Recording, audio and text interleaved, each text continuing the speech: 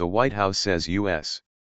President Barack Obama and his Cuban counterpart, Raul Castro, are expected to have a discussion on Saturday, in a historic encounter at the Summit of the Americas in Panama. The U.S. President's Deputy National Security Advisor, Ben Rhodes, told reporters in Panama City on Friday the two leaders would meet for informal talks on the sidelines of the summit. He said details of the meeting are still being worked out.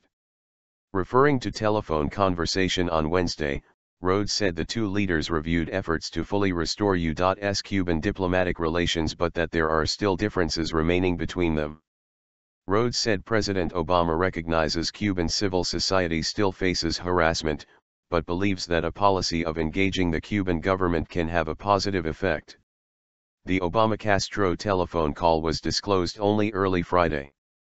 The two presidents also spoke by telephone briefly in December, before Obama announced the shift in U.S. policy toward Cuba. Obama arrived Thursday night in the Panamanian capital for the Summit of the Americas which, for the first time, includes Communist Cuba. He was welcomed by President Juan Carlos Varela, who congratulated him on all the effort he's doing to unite our continent. The two leaders held bilateral talks on Friday and Obama also made an unannounced tour of the Panama Canal.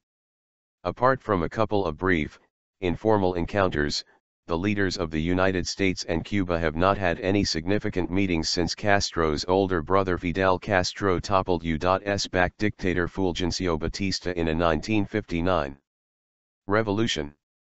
Obama arrived in the Panamanian capital Thursday night for the two-day summit, which for the first time includes Communist Cuba. The summit began in 1994 and is staged every 3 years. Earlier in Jamaica, Obama stopped short of announcing a U.S. government decision to take Cuba off Washington's list of state sponsors of terrorism. As you know, there's a process involved in reviewing whether or not a country should be on the state sponsor of terrorism list. That review has been completed at the State Department.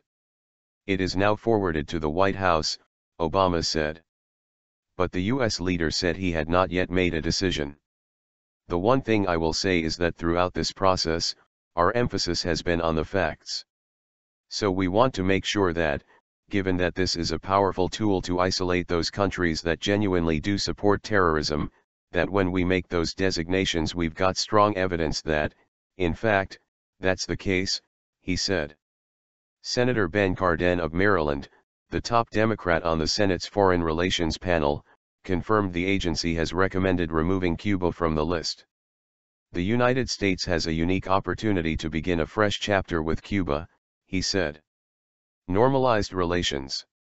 Obama has long signaled he is willing to remove the island nation from the list as part of the normalization in diplomatic relations between the two countries he announced late last year after a 5-decade split. 3 other countries are on the U.S. list, accused of repeatedly supporting global terrorism: Syria, Iran, and Sudan. This week's U.S. overtures to Cuban leaders play against a backdrop of questions about Cuba and human rights as well as protests. Pro-Castro activists on Wednesday confronted Cuban dissidents outside the Cuban embassy in Panama City, shoving, kicking and insulting the dissidents who said at least some of the attackers had emerged from inside the embassy.